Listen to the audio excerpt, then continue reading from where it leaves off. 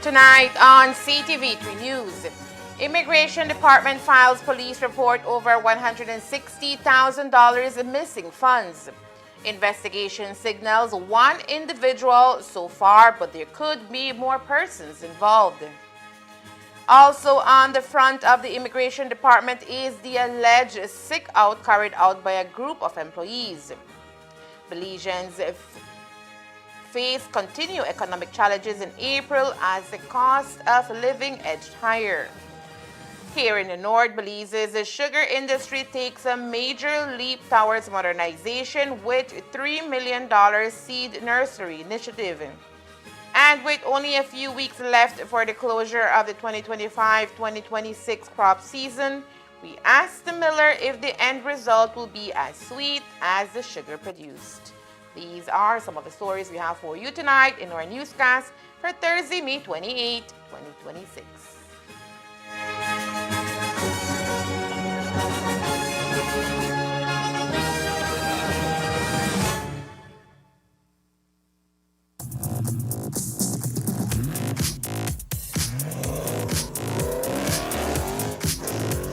When speed matters, every second counts.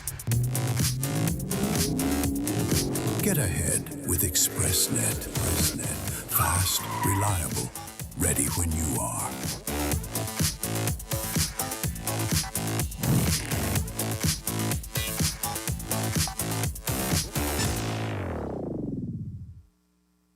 From Belize to Mexico, the journey of football's greatest moments will unite nations. Mexico, the only country to host the World Cup 3 times, 1970, 1986, and now in 2026, you can be a part of the game with Centaur. We're sending you and a friend to experience the opening of the World Cup firsthand. 2 tickets, flights, 3-night stay, and daily cash. One incredible opportunity. How to enter? Sign up for one of our new Express Plus bundles. Remember, faster speeds mean more entries. Existing customers, keep your account at 0 balance or pay in advance to be eligible. Plus, engage with us on social media for even more chances to win. The 2026 World Cup in Mexico awaits. Don't just watch, be part of it and score big with Centaur.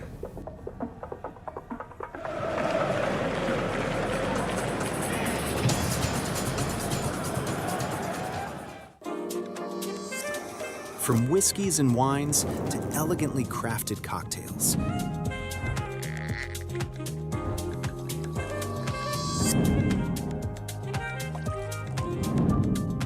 Paired with charcuterie boards and perfectly seasoned steak bites, and much more. Perfect for celebrations, quiet nights, and every special occasion in between. 7 Notes Wine and Spirits, where every sip hits the right note. Stay connected in the USA for as low as $10. With Smart Roaming Data Pass, staying connected is simple and affordable. Get the data you need starting at 1,000 megabytes to stay connected to larger plans that keep you online while you travel across the USA. So you can message, browse, video call, and navigate wherever you go. No SIM swap, no bill shock. Just simple, affordable pricing. Activate easily by dialing *100# using the Smart app or online. Smart Roaming Data Pass. Staying connected the smart way. Smart, bringing people together.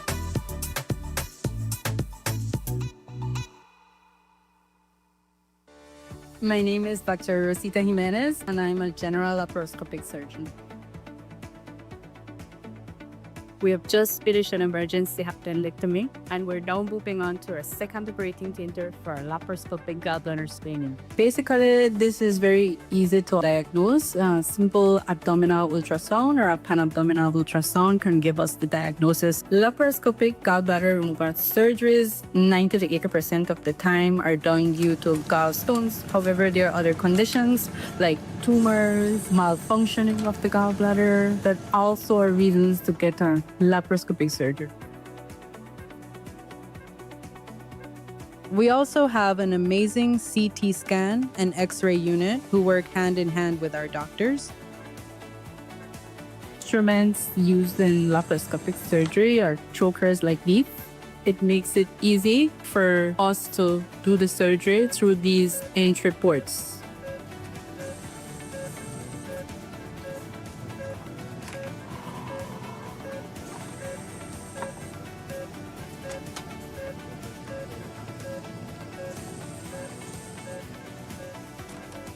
The recovery process is excellent. And basically, within a week, you are back up, ready to do your job, your daily life activity, like if you hadn't had this surgery.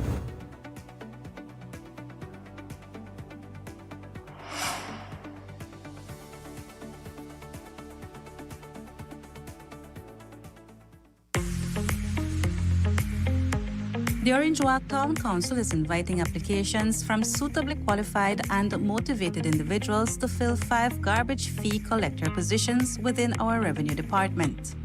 Minimum requirements: high school diploma, friendly and people-oriented personality, tech-savvy, must own reliable transportation, preferably a motorcycle, honest and dependable. Interested applicants are asked to submit the following documents: application letter, copy of high school diploma, valid social security card, 2 character references. Applications must be submitted in person to the Orange Walk Town Council office by February 20th, 2026. Join our team and contribute to keeping Orange Walk clean and organized.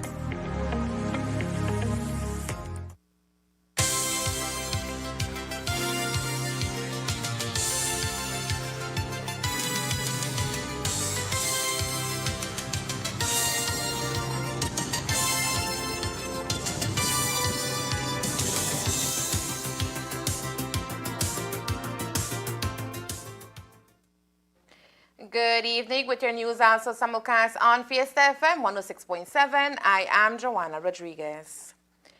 The Immigration Ministry has taken significant steps to address concerns over missing funds, with the department filing a police report and requesting a comprehensive audit into the missing $160,000 from the office in Belize City. According to Immigration Ministry CEO Tanya Santos, a preliminary assessment of the situation was concluded last week and has been presented to the Cabinet. Building on this initial review, authorities have now engaged both law enforcement and the National Audit Agency to conduct a deeper investigation. We actually have filed a police report. This week we actually have filed a police report, and we have also officially requested an audit from the audit department of the situation. In crime itself, what is it? Well, what we encountered were several instances that can be identified as criminal activity. So that is really within the remit of the police department to start to investigate. So we highlighted instances of those activities to them so that they can come in and do a deeper dive, a deeper investigation, and find out more details of what was going on. Is this investigation still focused on one individual? Have we identified others possible suspects? For now, it's one individual until the investigation leads.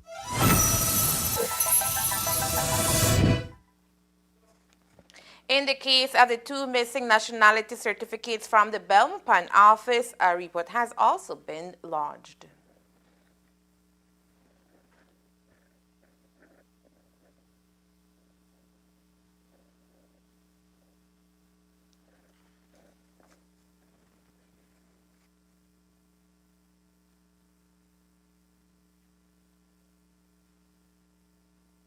We've also filed a police report on those 2 missing certificates, and that investigation is supposed to commence soon. So again, we don't know yet if it's missing, if it's stolen, if it's here in Belize, if it was sent abroad, and that is what we expect the police investigation to reveal to us.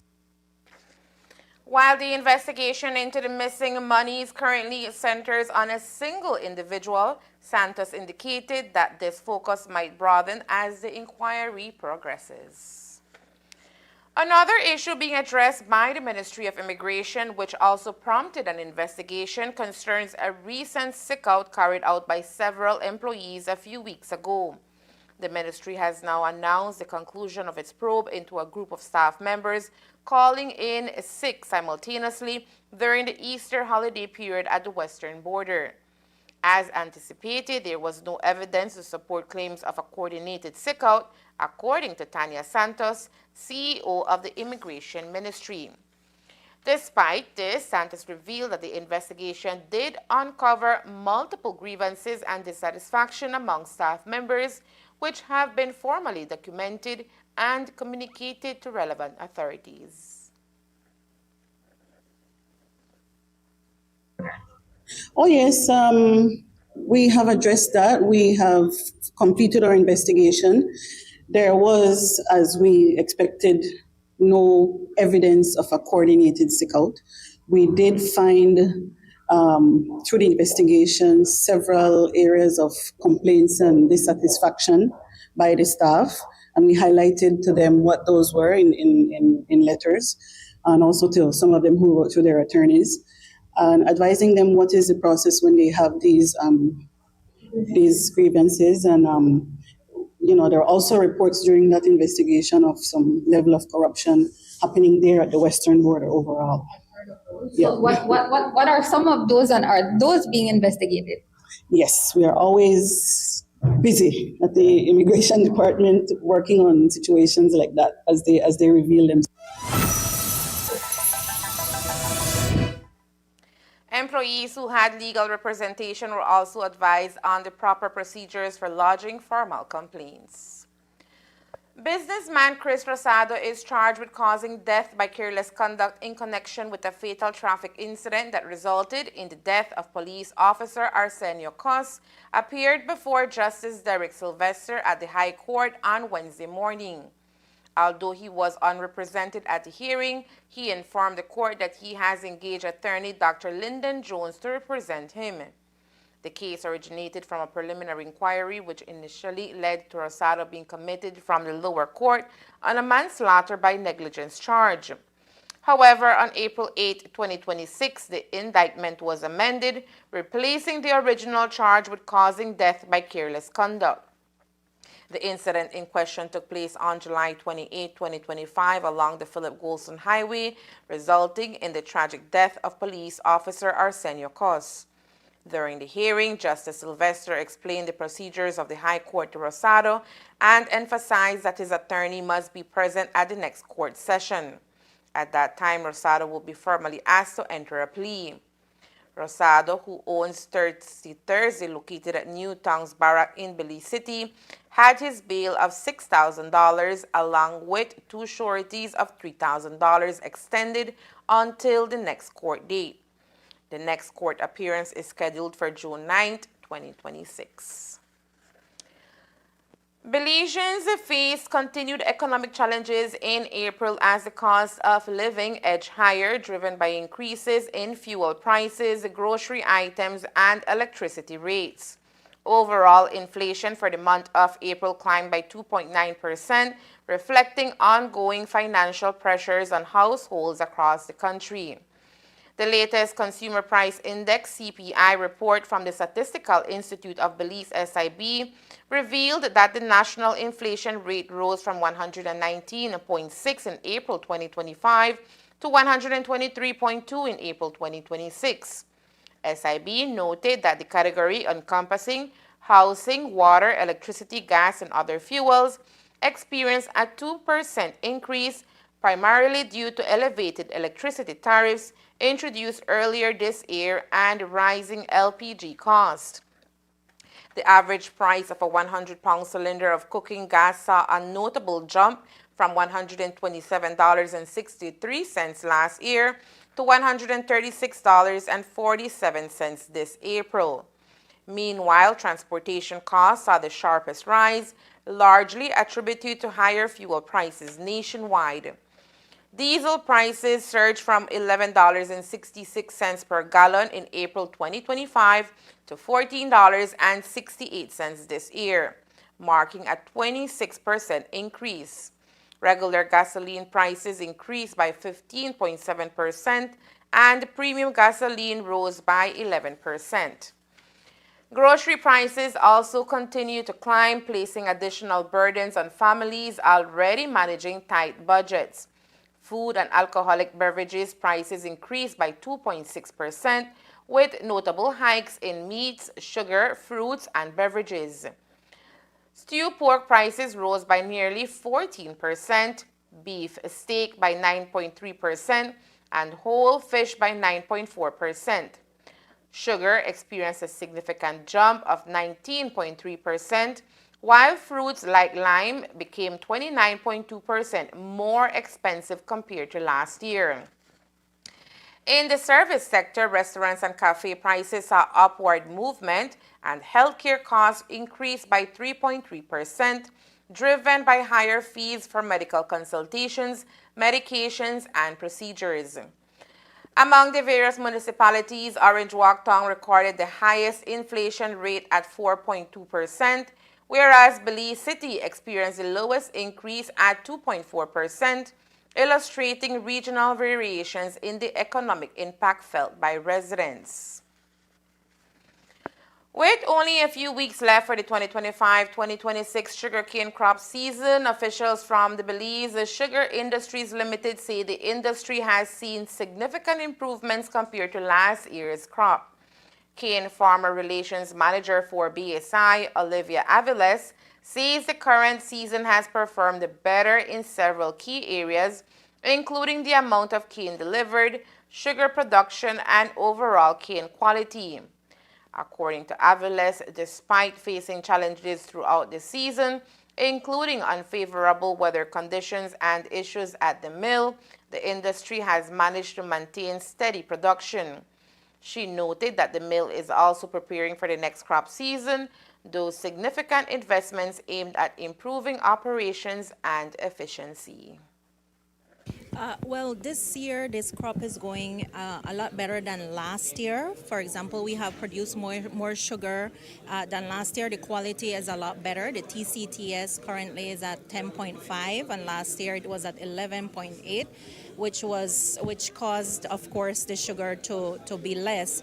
So right now we are over 67,000 tons of sugar produced, and over 712,000 tons of cane milled. Last year, of course, that was a lot less by this time. However, we do have challenges. The weather was one. We have had some rain earlier this crop season that we had to slow down, and we've had labor challenges. This year, we put in some mechanisms. We have more mechanical harvesting operations happening both from BSI and the farmers. The farmers were able to put a whole test group of mechanical harvesting, which is really keeping up right now the delivery at this point in time. Of course, the heat discourages cane cutters, but mechanical harvesting is able to close that gap. So we're very content that the farmers are able to put in the extra effort to deliver cane. We have had some challenges with the boiler at the initial stages of the crop season, but the good news is that we have approved a project to replace a number of tubes within those boilers for the upcoming crop season. So ASR has invested in some of that, and BSI will execute, of course, for the next crop season. There's a lot of work to do in those boilers to get it to the standard.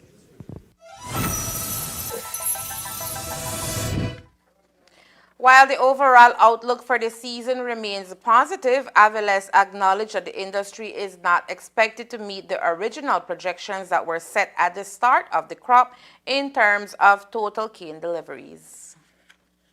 In terms of cane, we had estimated 900,000, or that is what the industry had estimated, 900,000 tons of cane, a bit more. However, we are getting indications from farmers, from the SEPC, from some of the groundwork that we're not going to be able to meet that target. The estimate currently sits at around 860,000 tons, which is short about 40,000 tons of cane, which then translates to sugar. And so, of course, we will have less sugar to sell. So that is a little bit concerning. We keep hearing that we have very low yielding fields, and so it will be an important opportunity for farmers to replant those fields from 8 tons, 10 tons. A good yielding field would be around 22 tons per acre, which would be a good field. However, that's not where we are right now. The TCAs, or the tons gain per acre in general, sits at around 14 or 15 tons, and so that's well below the a good yield.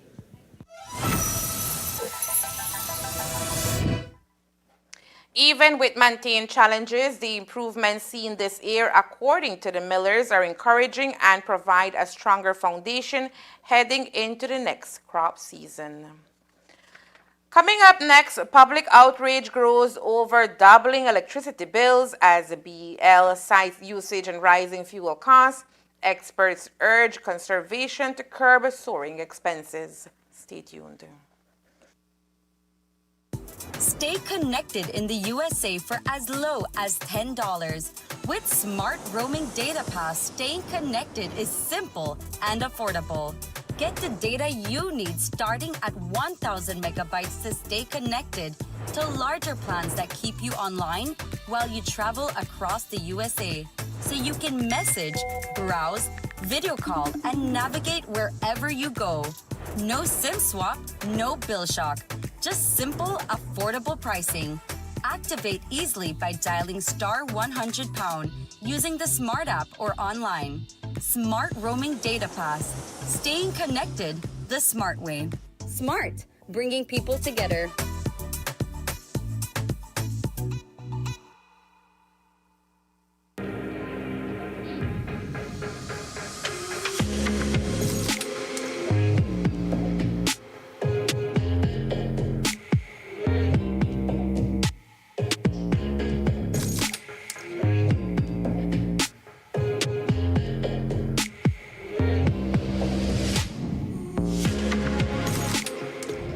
Hey everybody, greetings from Philip Alvarez Park in our Drug Central. And guess what? Night market is coming back again. May 30th, remember, May 30th. Even get picnic tables for now. Look forward to see you all. Orange Walk, get ready. The Honorable John Briceño and the PUP Orange Walk Central Executive presents Sugar City Night Market, happening May 30th, 2026 at the Philip Alvarez Park in Orange Walk Town from 6 p.m. until midnight. Come out and enjoy an exciting night filled with food, drinks, local artisans, entertainment, music, and much more. Sponsored by the Orange Walk Central Executive, John Briceño, the Special Envoy of Belize, and the Orange Walk Town Council.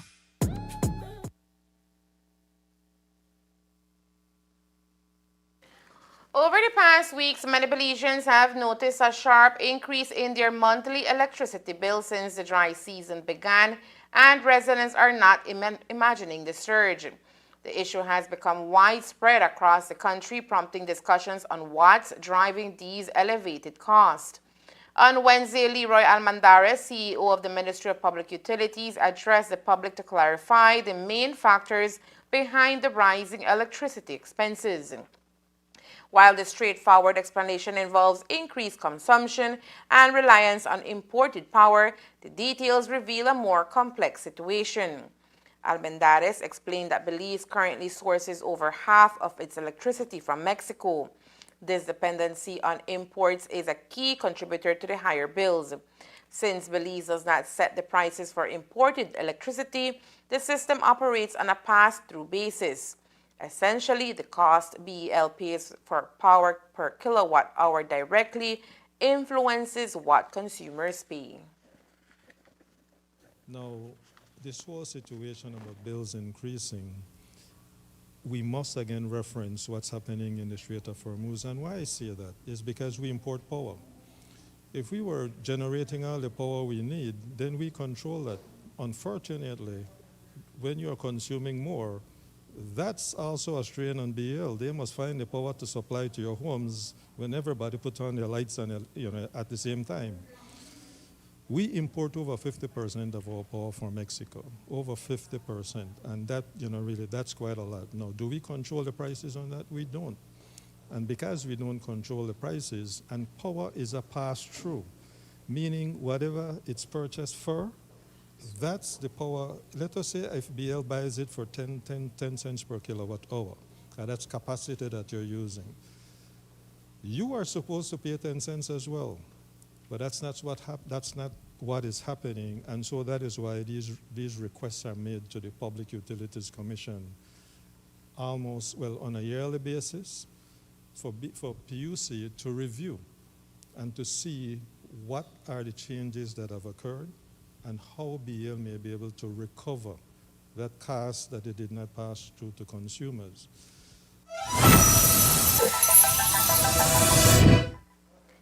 The CEO further described how electricity bills are calculated using a tiered system. Customers using up to 50 kilowatt hours are charged approximately 34 cents per kilowatt hour.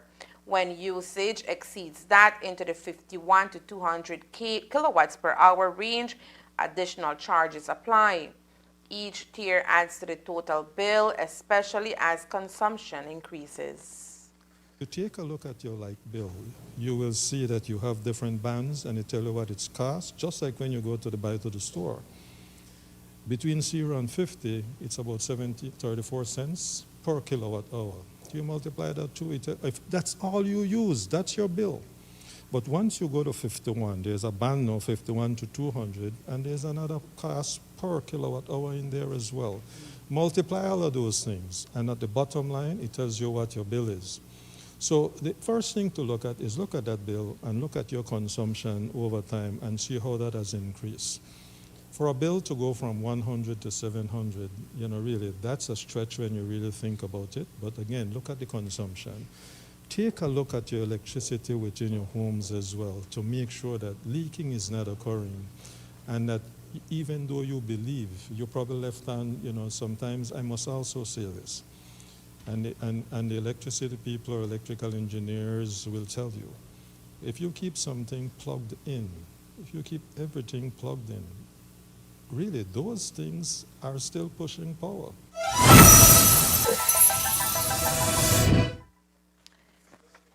And for those pointing fingers at the smart meters as the cause for the recent increase in electricity bill, Almendara says this is far from the fact. These meters are not there to trick you. These meters are really there. In other words, it also allows two-way communication between you and BL. Right? So that's the whole thing with the whole dynamic and the time of use tariffs. That's why it's referring to time of use tariffs. It's when you use it, what power you're using, the cost per kilowatt hour for that power that you're using, that helps to determine your consumption, that helps to determine your bill.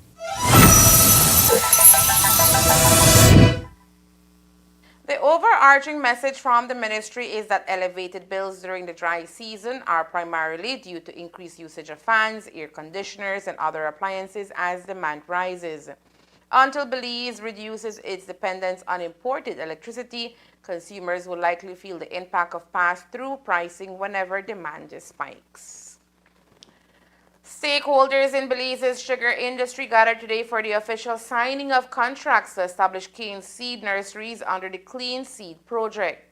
The initiative is part of the ongoing 5-year Building the Adaptive Capacity of Sugarcane Farmers in Northern Belize's project, which is aimed at strengthening and modernizing sugarcane production in Northern Belize. Norma Duis was present for the signing and filed the following report. The agreements were signed between the Caribbean Community Climate Change Center, 5Cs, and BSI-ASR, as well as between the 5Cs and the Sugar Industry Research and Development Institute, CIRDE. The project falls under the $26 million Building the Adaptive Capacity of Sugarcane Farmers in Northern Belize project, commonly known as BACSUF.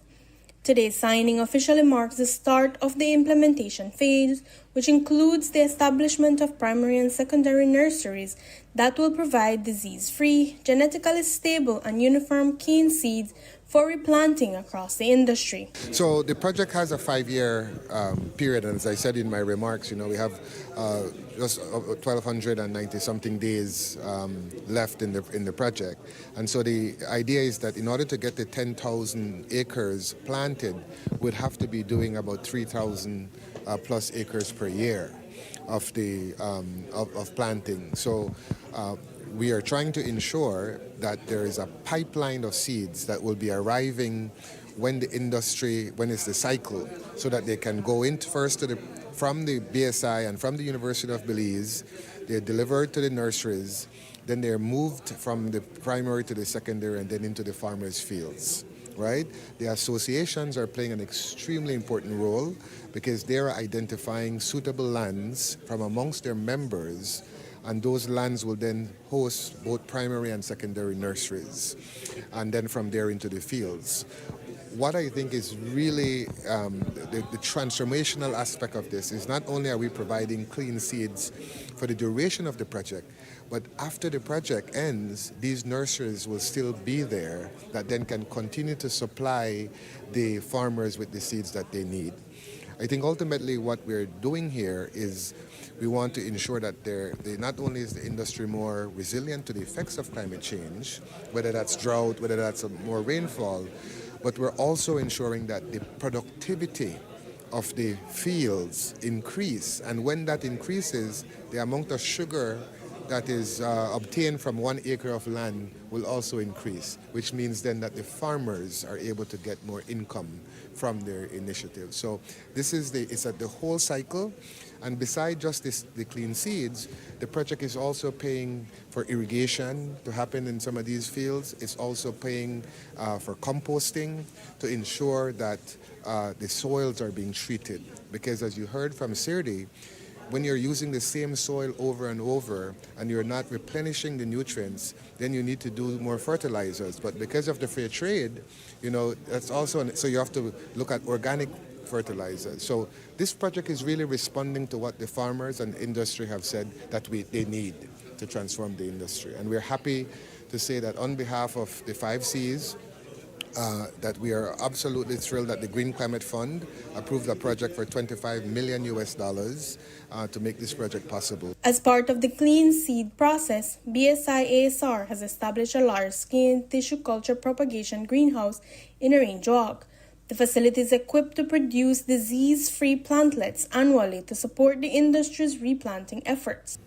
It is not only a big deal for the 5 Cs, but for the industry as a whole. For a long time, our industry has been missing a critical puzzle piece. We haven't had a formal clean seed system. Now you might wonder, well, what exactly is clean seed? And simply put, clean seed isn't actually seed at all. It refers to sugarcane cuttings that we plant. Clean means that these cuttings are scientifically grown, entirely disease-free, and full of vigor. And that matters, because in agriculture, everything starts with what you put in the ground. If you don't get that right, if the foundation isn't strong, then everything you build on top will crumble. For generations, our industry has relied on old planting material. Over time, it's like making a photocopy of a photocopy. The quality and the image begins to fade. The cane becomes weaker, yields drop, diseases sink in, productivity suffers, and disease pressure increases. Think of our most recent threat, Fusarium. And over time, the system struggles to improve in a consistent and sustainable way. So today, this launch isn't just another project to tick off from a list. The Clean Seed program represents a fresh start because it changes the way we think about production. We are moving from a system that relies on recycling old planting material to one that is built on quality, health, and strength from the very beginning. And that's why this is not just another project, This is a foundational step. The Clean Seed Initiative is expected to significantly reduce crop losses caused by root diseases and pests, while improving cane quality and productivity for farmers. Let us be clear about what it takes for us to move to the nurseries. It's not a standalone initiative. It's a critical underpinning of our entire climate resiliency strategy. Investment, it comes in complement with the drainage, soil health improvement, ratoon maintenance, all depends on having healthy, productive canes in the field. Clean planting materials is the multiplier that makes all our investment works. At the industry level, a reliable, secured, structured seed cane supply chain supports farmer livelihood directly. It reduces yield losses, extends productive ratoon lives, and enables the rapid uptake of improved varieties with resistance or tolerant to any pest or disease. Why is it important to emphasize primary and secondary nurseries? Because all of us are aware that the major employer and the vital foreign exchange for Belize, sugar plays a critical role. So the health of this industry touches not us being directly involved in the industry, but also it will impact what we do now, what we do for the upcoming years will impact our families, the different villages, stakeholders, farmers, and our national economy. According to the 5 Cs, which is the implementing agency for the project, achieving the goal of replanting 10,000 acres of cane will require a major increase in annual replanting efforts over the next 3 years. The end goal of the project is to replant 10,000 acres. And so for us to replant 10,000 acres at the end of 2029, we have to start with the seeds from now. Right? Actually, we needed to start with the seeds from last year. So what it means now is that we have this year and next year to develop those nurseries, and those nurseries are going to be stationed across the industry. So the idea is sort of like at stations. So farmers in an area have access to seeds from nurseries in that area. So it reduces the cost to actually access it, because then farmers don't need to travel far to get access to it. There's a lot of benefits in having these nurseries across the industry. So that is what we're envisioning is going to be one of the priorities right now. Next stage is for us to then identify where those actual nurseries are going to be located. We have to work with the associations and farmers to come to the agreement in terms of which lands and so forth. Important for nurseries is that the idea is that we're not taking farms out of production for nurseries. So these are farms that are marginal, they're not in use, and so it's not going to be something where we're going to reduce production now, right? So it has to be land that is available. So from that, then we have we move and we have the ability to then move into the replanting phase. That is very important. It is still going to be a monumental task, because essentially now that we have nurseries starting, when we initially had 4 years, we have 3 years. So what that means is that each year we now have to plant roughly about 3,300 acres. And so we're working with the industry partners to identify service providers that are able to build our capacity to do so. Now, right now, that's the other phase that we're looking at. And actually, we're going to be working, our team is now going to be working, trying to identify service providers within the industry, farmers that have plows, have other implement, and trying to bring them together to speak about what can be done for us to collectively work on the replanting. Officials say Backself is being treated as a pilot project with the hope that its benefit will continue beyond the initial project period. In addition to providing clean seed material, The initiative aims to equip farmers with resources, support, and modern practices to establish more climate-resilient sugarcane fields. Yeah, so we haven't identified where those are. It has to be a systematic process. So that's actually one of the things that the project is doing. We're actually doing that right now. We have to do a vulnerability assessment. And so recall the project is geared at climate resiliency. So the whole premise of it is to identify the most vulnerable farmers within the industry, but also farms and farmers that has the greatest feasibility of achieving the objectives. So it's balancing those two targets. Now the process is going to be that we have to do a assessment of farms and then to identify where those 10,000 acres are going to be. It is important for our project that the beneficiaries are not going to be only the owners of those 10,000 acres, but there's other beneficiaries for farmers, other benefits for farmers, capacity building, there's going to be irrigation, there's going to be the ability of composting. But the premise of the 10,000 acres is that we identify a percentage of the industry, which is 10,000 acres.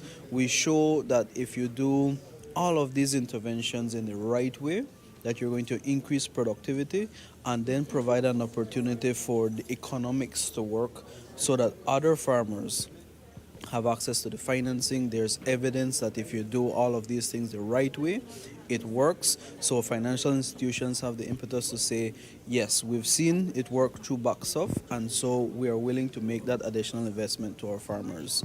And so this is a pilot, and so we know from the very beginning that the 10,000 acres our farmers that are benefiting from the 10,000 will only be the start.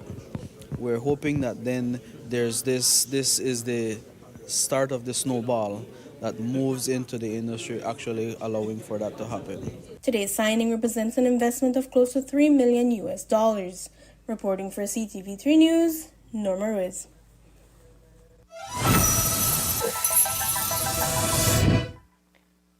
The government of Belize, through the Ministry of Immigration, Governance and Labor, continues its nationwide consultation process aimed at modernizing the country's Labor Act to better reflect the realities of today's workforce and workplace environment. The comprehensive review of the Labor Act officially began earlier this year and forms part of the government's broader commitment to strengthening labor protections, improving working conditions, and ensuring Belize remains aligned with international labor standards and obligations under various international labor organization conventions. Officials say the review comes at a critical time as Belize adapts to changing employment trends, technological advancements, and increasing demands for stronger occupational safety and health measures. The initiative also supports national development goals outlined under the Decent Work Country Program for 2024 to 2029. As part of the ongoing process, stakeholder consultations are being held across the country to gather feedback and identify contextual influences, risks, and vulnerabilities that should be considered in revising the legislation. Today's consultation brought together key stakeholders to discuss important issues affecting workers and employers, including fair wages, workplace safety, labor rights, and overall employment standards. Like you say, it's been decades as our standing legislation, and it actually does not reflect in many areas our realities of labor today. There are many new emerging industries, there are many issues or many new ways in which people work. For instance, working from home in technology or in the call center business and many others. And so we need legislation that is reflective of the realities of the labor force today and the demands of labor today as well. So it's always a perfect time to update your legislation. What are perhaps the biggest gaps in the current Labor Act that this consultation is hoping to address? Well, without getting into any of the details, it's all the the areas of new markets, new shortages, labor shortages, migration. How do we integrate that into the labor force more fully? It's not really representative. It's also looking at where we can get skilled labor. How do we get our people trained to meet the demands of the industries that are requiring more skilled labor? I can use, for example, in many industries, in agriculture, in construction, one of the basic shortages that they're talking about is something as simple as welding, but yet we don't see a response to getting the qualified welders that they require, so they have to be importing. And just yesterday, we heard on the news that the hospital in construction in San Pedro is delayed partially due to labor. So these are just some of the many issues that need to be looked at, and how we can update to attract and keep and bring back people to our country. CEO Santos emphasized that the review seeks to create a more modern and inclusive labor framework that protects workers while supporting economic growth and sustainable development in Belize. Well, it's all of that you've mentioned job security, fair wages. The OSH will soon be online. Yes, we've had a little delay.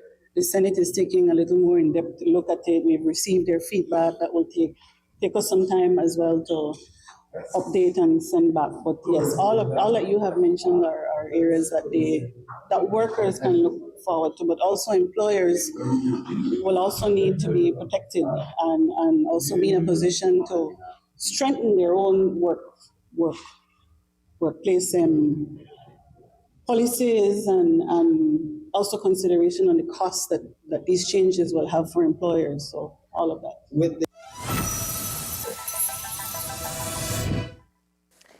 As mentioned at the top of the newscast, the report issued by the Statistical Institute of Belize today shows that Belizeans continue to face financial challenges in the month of April.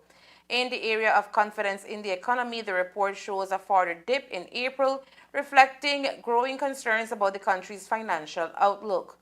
The latest data from the Statistical Institute of Belize, SIB, revealed that the National Consumer Confidence Index slipped by 3.7%, decreasing from 45.7 in March to 44 in April.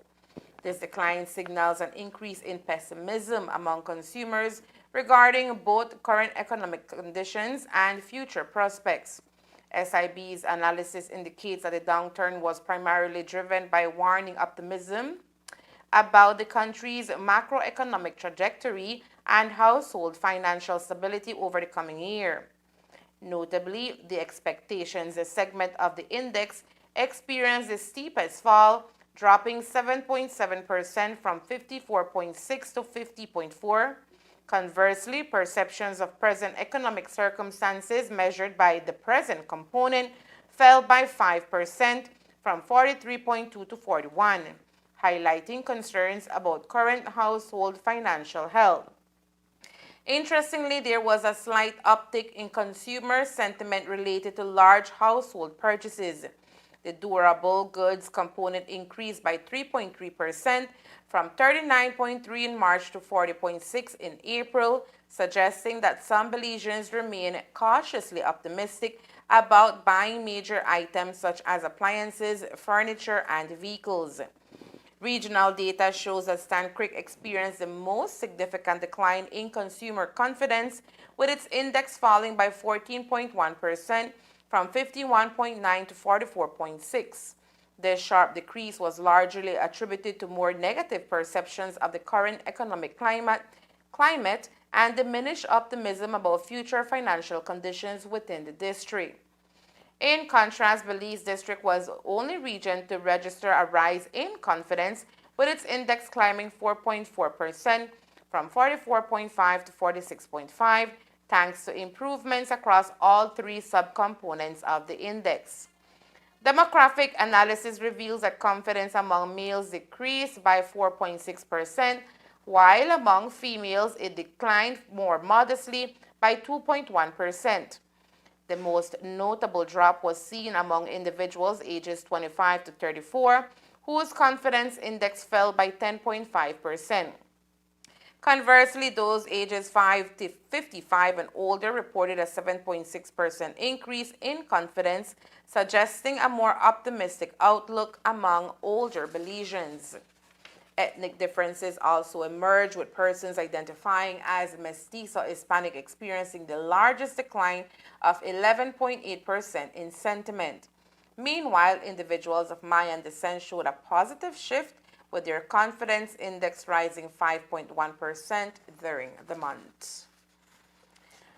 As we told you yesterday, the Belize High Court has concluded that the Judicial and Legal Service Commission, JLSC, did not adequately address concerns raised by activist Jeremy Enriquez after he lodged a misconduct complaint against Justice Tawanda Ondora in the midst of Belize's ongoing redistricting court dispute.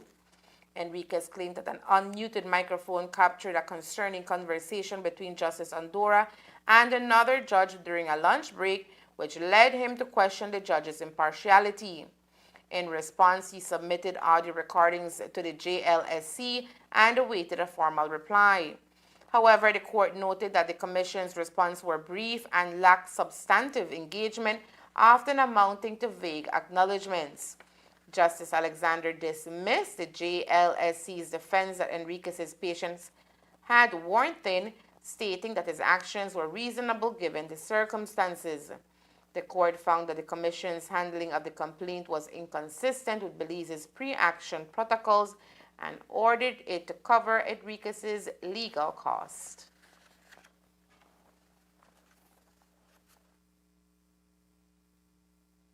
After 7 months, or near 7 months, we decided to file for a judicial review of the conduct of the Judicial and Legal Services Commission. And then now we have judgment from Madame Alexander confirming that there was blatant disregard for the processes and procedures that the Judicial and Legal Services Commission was to take. This case was about cost because we incurred unnecessary costs due to the negligence of the Judicial and Legal Services Commission. We did not know, there was nothing to indicate that they were really investigating. There was nothing to indicate how long the investigation would take, what the process was. Repeatedly, there was a bland response to our request for updates about the investigation. And just when we were filing, or even after we filed a pre-action letter, there was still no clarity in the response as to if the investigation, how the investigation was going.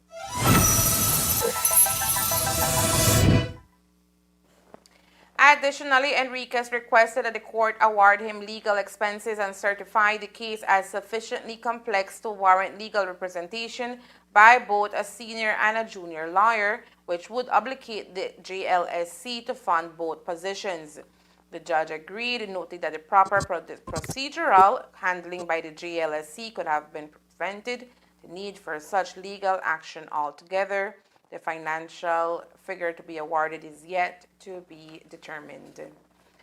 And there is more news after the break. Stay tuned.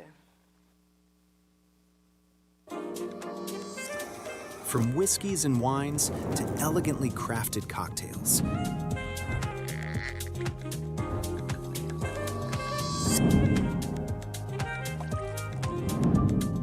Paired with charcuterie boards and perfectly seasoned steak bites, and much more. Perfect for celebrations, quiet nights, and every special occasion in between. 7 Notes Wine and Spirits, where every sip hits the right note. Orange Walk, you asked for a day party, so we're bringing it to you. Bay Coast Distillery presents the Sugar Rush Day Party. on Sunday, May 31st at the Palm Island Bar and Grill from 2 p.m. to 9 p.m. Talk to me now. The Day Party Crew, DJ Dalla, Mr. Flavor Cloud9, Evolution Sounds, DJ Keon, DJ Ras, DJ Mikey, DJ Iris, plus more. We'll be lighting up the evening into the night with every genre of music. Get your pre-sold tickets on the Quick Pass app for only $30. You can also book your seated tables or cocktail tables at 610-2965. So mark the date for the fashionable Sugar Rush Day Party, Sunday, May 31st at the Palm Island Bar and Grill, 2 p.m. to 9 p.m. Early arrival is suggested. Sponsored by Bakehouse Distillery, Cane Rum, Three Fingers Gin, Bakehouse Vodka, Landshark Hard Seltzer, and Digi. My name is Dr. Rosita Jimenez, and I'm a general laparoscopic surgeon. We have just finished an emergency appendectomy, and we're now moving on to our second operating theater for laparoscopic gallbladder staining. Basically, this is very easy to diagnose. Simple abdominal ultrasound or a pan-abdominal ultrasound can give us the diagnosis. Laparoscopic gallbladder removal surgeries, 90 to 80% of the time, are done due to gallstones. However, there are other conditions like tumors, malfunctioning of the gallbladder that also are reasons to get a laparoscopic surgery. We also have an amazing CT scan and X-ray unit who work hand in hand with our doctors. Instruments used in laparoscopic surgery are chokers like these. It makes it easy for us to do the surgery through these entry ports.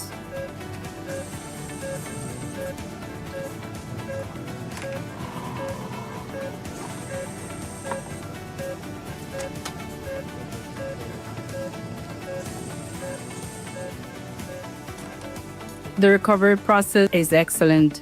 Basically, within a week, you are back up, ready to do your job, your daily life activity, like if you hadn't had this surgery.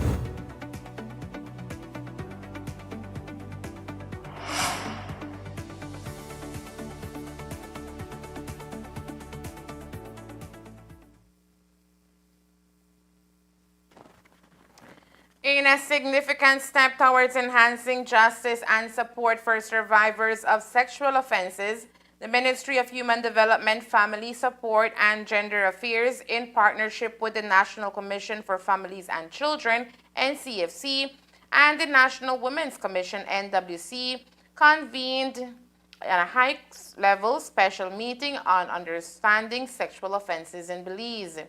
The gathering took place on May 27, 2026, drawing together a diverse range of representatives from the judiciary and law enforcement to social services, healthcare, academia, and advocacy groups, who all focus on tackling the complex issues surrounding sexual offenses in Belize. Facilitated by Justices Antoinette Moore and Natalie Creary-Dixon, the discussions developed into Belize's legal framework governing sexual offenses, including rape, incest, sexual assault, and unlawful sexual intercourse. Participants examined the effectiveness of current laws like the Sex Offenders Registry, the Trafficking in Persons Act, and the Protection of Witnesses Act, alongside issues related to the commercial sexual exploitation of children, CSEC.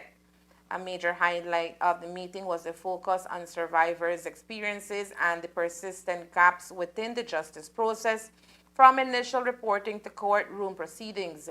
Stakeholders explored opportunities to improve coordination among agencies, streamline legal protections, and bolster support services for victims. As the calendar turns to June, Belize and the entire Atlantic Basin brace themselves for the start of the 2026 hurricane season. Officially kicking off on Monday, June 1st and running through November 30th, this period is traditionally when tropical cyclones are most likely to form.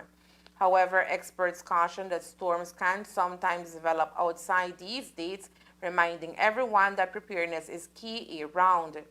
This year's predictions project a slightly below average season. Meteorologists estimate there will be between 8 and 14 named storms, less than the 14 average in a typical season. Of these, 3 to 6 could escalate into hurricanes, with 1 to 3 potentially reaching major hurricane status, Category 3 or higher. To put that in perspective, a standard season usually features 7 hurricanes and 3 major hurricanes. 2 main influences are expected to shape this year's hurricane activity. 1. El Niño development. A strong El Niño is highly likely to develop during the season.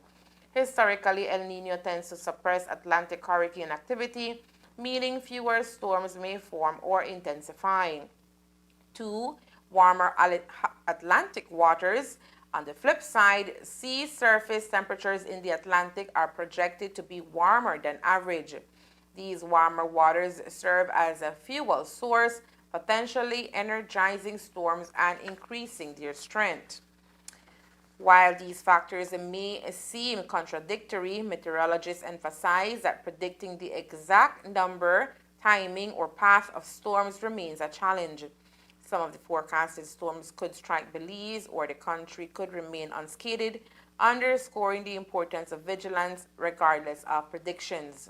Officials urge residents, businesses, and visitors to revisit their emergency plans, update family contracts, and prepare supplies in anticipation of the season. And in an era where misinformation can spread rapidly, Belize's authorities remind the public to rely solely on official sources for updates.